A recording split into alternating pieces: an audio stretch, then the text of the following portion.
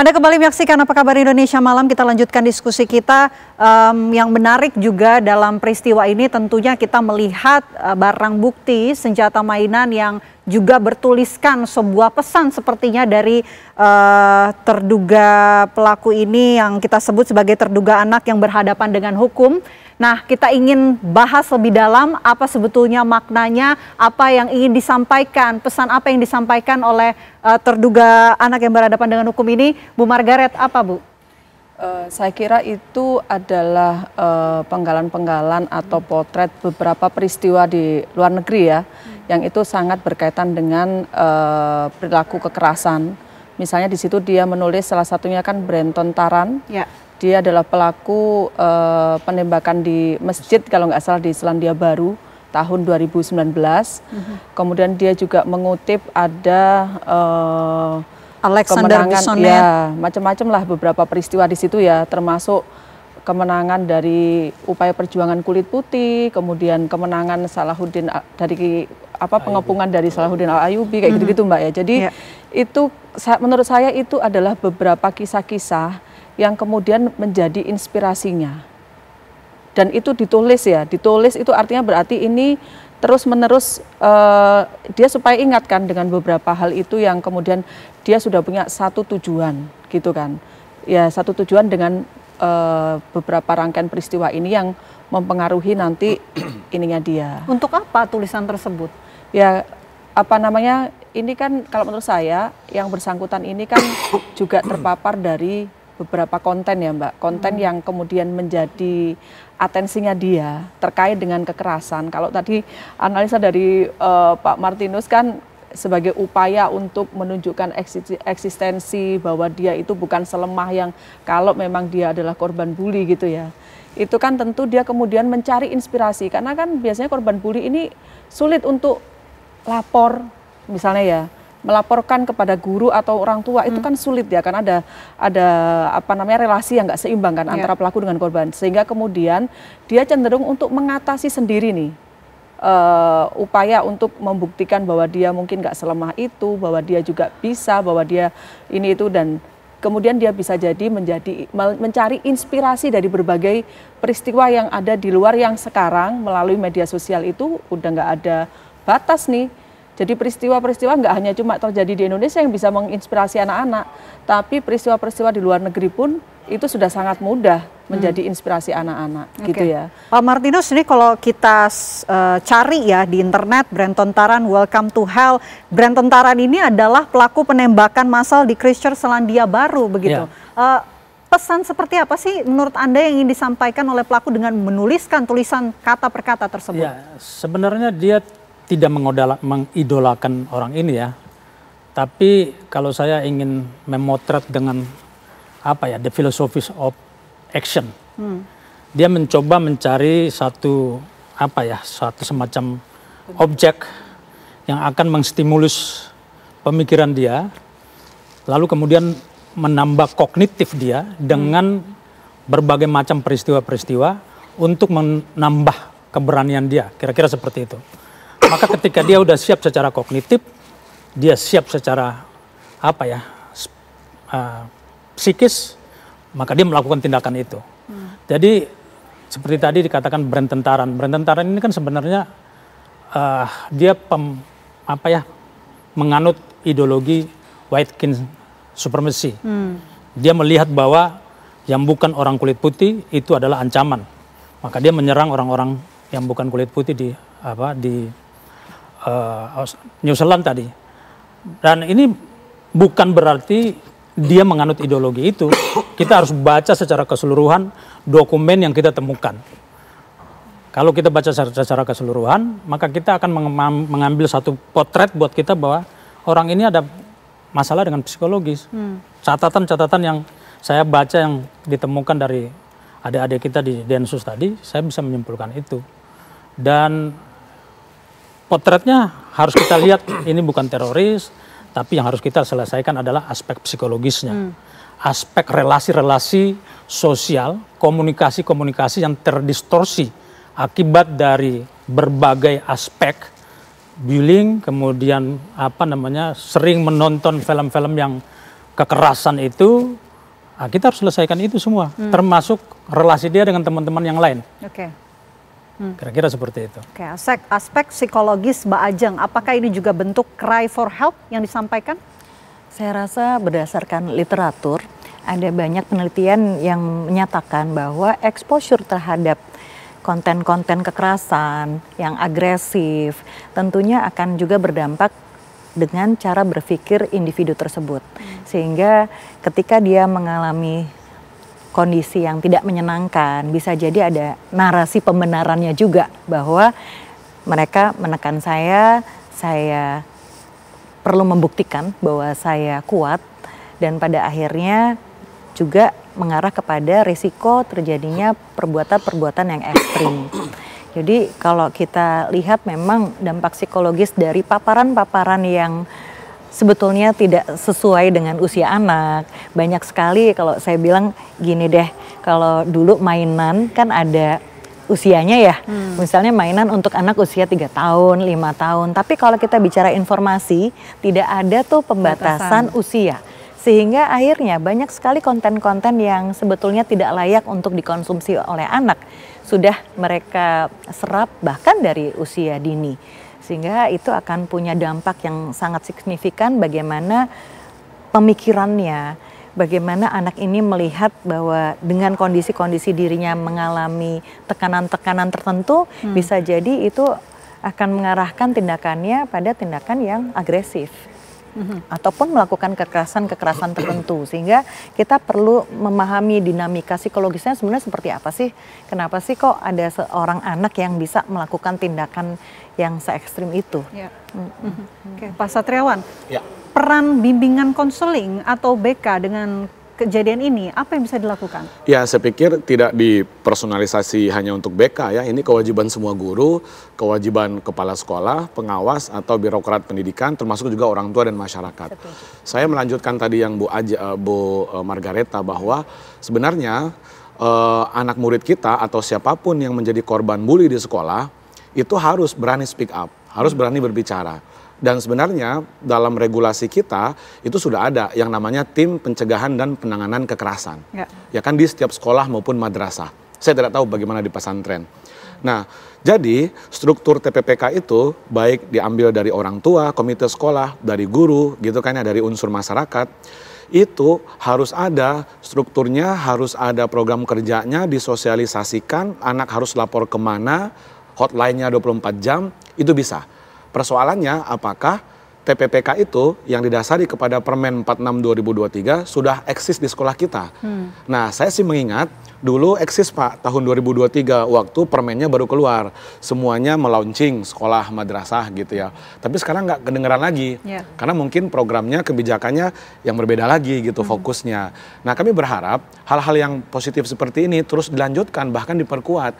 Jadi anak-anak itu kalau mereka mendapatkan perlakuan bully, bisa langsung melapor kepada TPPK dan dijamin kerahasiaannya oleh TPPK. Karena di TPPK ada BK, ada wali kelas juga, bahkan ada komite sekolah, orang tua di situ, semua unsur ada di situ gitu. Nah, yang kedua adalah TPPK itu punya kewenangan untuk memberikan treatment, ya kan. Bahkan kalau sudah sampai kepada pidana, TPPK bisa melimpahkan itu kepada pihak aparat penegak hukum gitu.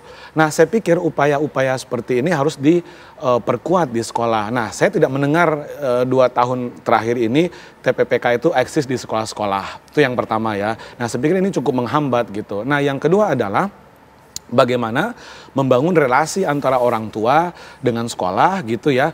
Kemudian juga termasuk dengan masyarakat, bahwa pembatasan terkait dengan media, khususnya media sosial, bahkan kepada gawai, harus kita pastikan, ya kan? Nah, di negara-negara maju itu Mbak, di Eropa Utara, Eropa Barat, di Jepang, di Korea, di Taiwan, itu sudah dilarang membawa smartphone ke sekolah. Sudah dilarang. Kalau di kita justru sekarang sedang merayakan smartphone di sekolah. Tesnya berbasis smartphone. Pembelajarannya juga demikian gitu. Data UNICEF menunjukkan 9 dari 10 ya kan anak muda di Indonesia berusia 11 sampai 18 itu menggunakan media sosial. Negara lain itu sudah melakukan preventif. Nah, di kita justru sedang merayakan penggunaan platform digital. digitalisasi pendidikan atau apapun mereknya, namanya gitu. Nah, saya pikir ini harus kita betul-betul batasi demi masa depan anak-anak kita supaya tidak direnggut oleh kekerasan, pornografi, bullying dan seterusnya itu. Pak Satriawan, kalau data dari Anda, bullying seperti apa sih yang terjadi di sekolah di Indonesia saat ini? Ini menarik. Bullying itu ada 3 bentuknya ya, khususnya yang kami temui ya di sekolah maupun madrasah atau lembaga pendidikan ya. Yang pertama, bullying yang sifatnya adalah fisik, ya kan, fisik, dia menampar, dia memukul, langsung ataupun menggunakan benda tajam gitu yang melukai, yang menyakiti. Itu yang pertama, fisik. Yang kedua adalah bully verbal, Pak. Kayak zaman kita mungkin dulu normal, Pak, nyebutin nama bapak. Ya kan, kayak saya Salim, bapak lu Salim gitu. Kalau bapak hukum lu gitu kan ya. Kalau sekarang kita tidak boleh menormalisasi sebenarnya. Atau diejek dengan sebutan apa atau tanda di tubuhnya gitu ya. Nah, body shaming. Betul, body shaming, betul. Jadi saya pikir kita orang dewasa, murid-murid, guru tidak boleh juga menormalisasi itu. Alah, cemen kamu digituin doang, kamu kok merasa tersinggung gitu kan ya. Dan itu diakumulasi, bayangkan Bapak Ibu. Nah, yang ketiga adalah cyberbully. Misalnya dia dikirim foto-foto apa yang sifatnya negatif atau dikasih komentar negatif yang menyerang di dalam media sosial si temennya itu gitu. Tiga-tiganya itu ada. Ya kan, dan tiga-tiganya itu tinggi Mbak terjadi di Indonesia. Nah, makanya kita sebenarnya sudah darurat. Ya kan, kekerasan di satuan pendidikan. Belum lagi kekerasan seksual. Baik yang dilakukan oleh sesama murid maupun oleh orang dewasa. Nah, saya pikir harus ada semacam ini, Pak. Kalau dulu kan ada RAN PE, Pak Martinus, RAN PE ya, tahun 2021 kalau tidak salah. Ya kan, kalau sekarang saya pikir harus ada juga rencana aksi nasional pencegahan dan penanganan kekerasan yang mengikut sertakan semua KL, kementerian dan lembaga gitu.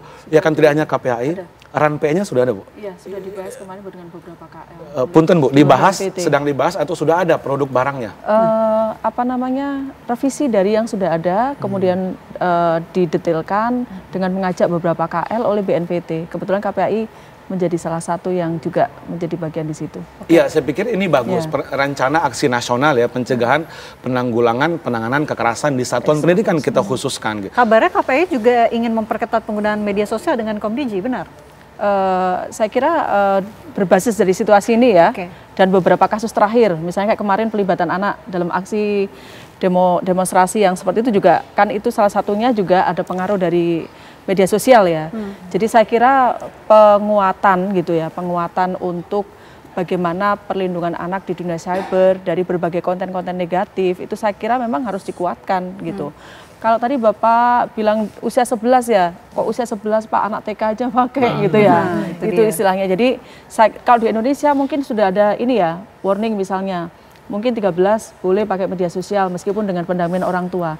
Nah, kalau di Indonesia masalahnya orang tua yang buatin Pak. Nah, itu lebih parah lagi kan? Juga lebih parah kan? Nah, dan sekarang media sosial ini jadi media platform jadi pengasuhan. Daripada ngeribetin anak, kasih aja gadget untuk supaya dia nggak mengganggu kerjaan orang tua misalnya. Sejak kecil gitu ya. Nah, sejak bayi. Ini yang saya kira satu, sepakat dengan yang tadi ya, dari Komdiji mesti ada pengetatan nih, pengawasan terkait dengan ini, penggunaan termasuk juga blocking pada konten-konten negatif di media sosial. Tapi ini nggak cukup, kurang Mbak.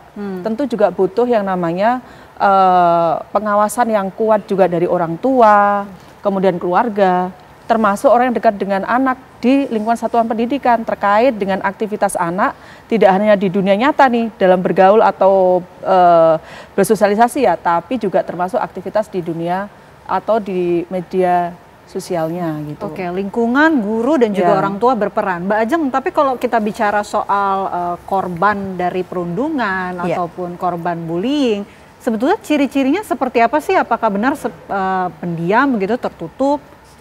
Tentunya bisa beda-beda ya kita melihatnya ya. Tapi yang kita bisa lakukan identifikasi tentunya bagaimana sekolah maupun pertemanan maupun dari orang tua melakukan tindakan preventif bagaimana supaya anak tidak menjadi korban bullying ataupun juga menjadi pelaku bullyingnya. Karena banyak sekali kasus-kasus bullying itu kan silent ya, nggak kelihatan gitu ya. Kebanyakan baru datang ke ruang konseling bahkan di usianya sudah dewasa. Jadi ternyata dampak psikologisnya terkait dengan luka emosional yang dialami oleh anak-anak yang menjadi korban bullying ini terbawa bahkan sehingga dewasa nanti gitu.